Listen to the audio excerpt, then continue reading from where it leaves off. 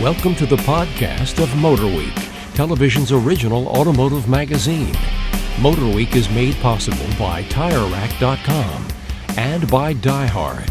Here's your MotorWeek podcast host, John Davis. Thank you, Alec Webb, and hello and welcome to MotorWeek podcast number 111. And joining me in MotorWeek's Central Studio C, our writer, Brian Robinson. It's a real pleasure to be here, John. Our assistant producer, Greg Carlos. Hey there. And our writer, Patrick Lucas. That's right. According to this, I'm the same rank as Brian now. Woo!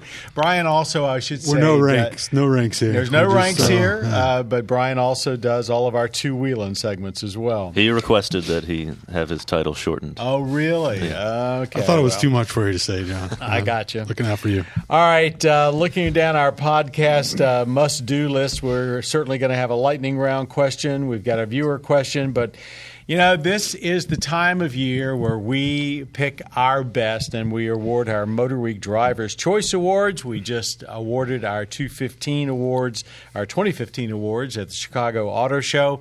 And if you'd like a full list of them, please go to our website, motorweek.org. However, we're going to talk about some of the winners here and talk about our best of the year. So what are our DCA awards all about? Well, really, we pick out of the 150 or so vehicles that come through our parking lot every year, the cars that not only we think stand out above the rest, but the driving aspect has to play a very important part in our picks. And we do try and pick awards for just about every vehicle classification. If there's not something new in a classification, we'll skip it. But when we try to make sure that if any kind of a car buyer looks at our driver's choice list, they know what we think is the top vehicle in that segment. Having said that, we pick the awards a couple of months before we actually present them, and we are sworn to secrecy, but it's all out now. So let me go around the table and sort of ask each of you, looking down our list, and with the exclusion of our best of the year, are there any vehicles in there that you think need extra special recognitions, or one that you are particularly fond of? Who wants to start? I'll throw a couple out there. Okay. The Volkswagen Golf, our best small car, was definitely the easiest no-brainer. I don't think we debated one bit about that one. Everyone, that was unanimous, like right off the bat. Probably the biggest surprise would be maybe the Charger. Dodge Charger is best sports sedan. Why? Well, most people are, when they think sports sedan, they're going to think something European. But, 700 horsepower Hellcat pretty much sealed the deal with that one. But, it also, and everybody else chime in, I mean, we took it to Roebling Road, and everybody was surprised, despite its size and everything, how well it did. For sure. That's why I won our award. Patrick, let me go back to you for a second. Right. The Golf GTI. You like them. Oh, yeah. But, besides the fact that it's all new, was there something else that stood out about it? Because this is a big deal, giving it to the new Golf and GTI combined. I don't know. It's the styling. I know everyone talks about it's on that brand new, the MQB architecture or whatever. The styling didn't seem vastly different from last year or the year before it. I mean, I know they never do. Yeah, exactly. Yeah. So, I mean, didn't win the award for its looks department. But I don't know, just driving it, now that we have the long-term GTIs in, we're cycling through those. The variety of powertrains is very exactly. impressive. And when you spend every day with it, there's more and more I like about it every time I drive it, which I guess, you can kind of account for in the voting, but it's just one of those things that, I don't know, you just get in it and then you like it. Greg, what stands out about the Driver's Choice Awards for you this year? Yeah, they pretty much took my answer of GTI. So. Well, go ahead. You can chime Greg. in. Something else? No, well, just to expand upon what Patrick had said and what you were wondering about, I think the interior has gone up in terms of just what you're getting. It's a lot closer to an Audi than a Volkswagen, I think, in the new Golf. You see a lot of Audi inside, which is always a good thing. But I'll go ahead and switch on to something else. That's eco-friendly, actually. Kia Soul EV, I got to drive that one ahead of you guys, and I came back with a pretty glowing review of it. And I think when you guys finally got it in and got to drive it, you said Well, thankfully you guys backed me up, and we found that it actually was the best one in that category. So what since you did have the first drive of it and you came away wowed, I mean, it wasn't the actual drivetrain itself. I mean, it was the package.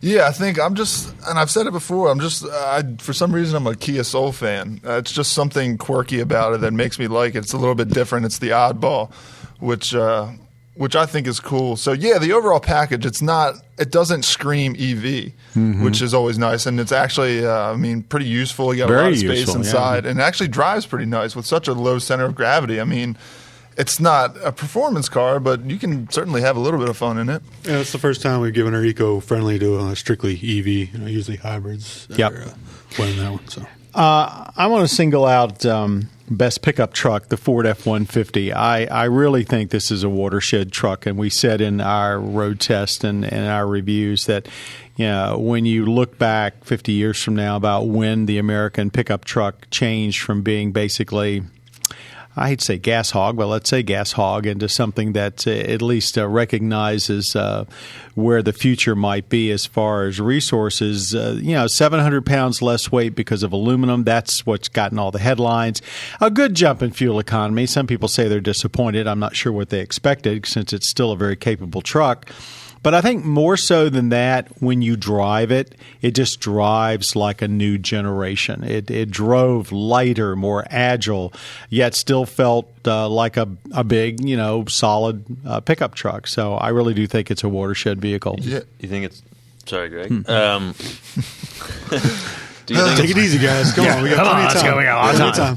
Fighting off mic. You think it's going to push those other competitors to go aluminum? I think eventually it will have to, for the simple reason that there's only so much fuel economy gain you can get out of small engines and going diesel. The rumor is that Chevrolet and GM are doing a crash program out at it. A lot depends on the political environment. Right now, the corporate average fuel economy goals that the car makers have to meet through 2020 is pretty much set. It could stop after that. Sort of depends on who gets elected in 2016. But car makers can't just sit around and wait for that. But I actually do think that larger vehicles, both SUVs and pickup trucks, have a lot of aluminum in their future. That's my opinion. Yeah, that's a given. What about some of the other categories? I'll jump in on best performance car, Alfa Romeo 4C. Unusual pick for us. I forgot to mention that one. That was, if you would have told me that, in 2014 I would have been driving a car without power steering, I would have been like, whoa. But I probably might even have said something more than whoa. I don't know. That was I don't really say whoa too much. You don't say whoa too much. But no, it was just a throwback, just thrill machine. I mean, it just looking at it, it's great to look at, but just getting in and drive it is good. Unlike the best small car, I think we actually had some debate over this one, though. I mean, as much as everyone, I think, liked the Alfa Romeo, it was a little bit it's also, it's a 4-cylinder engine. Yeah, it it's didn't not have the big motor it's or not the the fastest twin car, turbos. But it was so much fun to drive, and that's why, I was for it the entire time. So, I think that's what eventually came to play at the end, was just how much fun everyone really had. Have you noticed how he just slipped in that little superiority comment right there? He's the first one to drive everything. Everything. No, but performance cars are always one of the toughest categories because there's so many definitions to performance. Straight line or track or whatever, and then you get the price. Do you factor price in or not, or do you go all out performance? So, it's always a fun category. A couple categories that we haven't talked about. One, I think, surprised some people. Best family sedan, Subaru Legacy. Why did we pick that? Well, actually, I drove that first. There you go. There we go. No, Mr. Practical over there. No, it definitely looks like everything else in the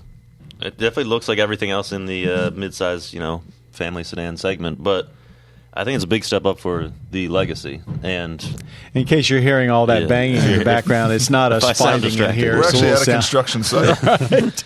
It's a big step up for the Legacy. I thought it was really nice inside, not just for a Subaru, but for that whole segment. And a lot of good features. I think it's the first time we ever really felt that the Legacy was on par, and maybe a little bit better than Camry and Accord and the rest of the usual suspects. And, of course, it has all-wheel drive standard, and they even boosted fuel economy. I mean, they did a great job. Yeah, the all-wheel drive was always their, trump card. But then you were always, apologizing for them in some way. It's not as nice as the Camry and this, but it's got a real drive, and this and that, but it's got a real. Now it's kind of got the full package going for it. Best luxury sedan, that was kind of a surprise because we sat around debating about all the new stuff that's out in that category, and yet we ended up giving it to the Cadillac CTS the second years. It was like a light bulb came on and say, wait a minute, are these really better than the CTS? And our answer was no. Anything else? Okay, now let's get on to best sport coupe, Ford Mustang. And in case you haven't been paying attention, that's also our best of the year. Why, folks? I mean, we've singled the Mustang out before when they've done an all-new car, but what sets this Mustang, this sixth generation, apart from the others? Well, they had big plans with it. They told us way in advance, this was going to be a world Mustang. It was going to have turbo 4 power and independent rear and all this stuff. And, really when any car gets that much hype, it rarely lives up to it. But I think the Mustang certainly did. How about you two? Yeah, I mean, it was it's just a very good car all around. I mean, what that independent rear does on a track and everything else, you still got that 5-liter Coyote, which is a great engine, loves to rev. There's really not many complaints out of me about it. So I think, in that category, easy choice. I thought it was a good evolution of styling too. When you look at it, it looks new. I mean, I know they've been going. Still looks like a Mustang, but right, it still looks like a Mustang, but it looks very new. You're like, wow, that's a good looking car, and it does have that world kind of almost European appeal to it. Just looks fast. And the 4-cylinder turbo is back, and it makes sense for world markets, if not for here. And frankly, it's been a surprise. But all the way around, the car just basically wowed us, and we thought, switch from switchgear to sheet metal to powertrain. They just did a thorough job, and as we said in our test, really it kind of jumps out of the pony car class and into the pure sports car class where you've got things like Corvettes and Vipers, and I'm not saying it's there yet, but it's basically on that road. Yeah, it's certainly headed in that direction. Yeah.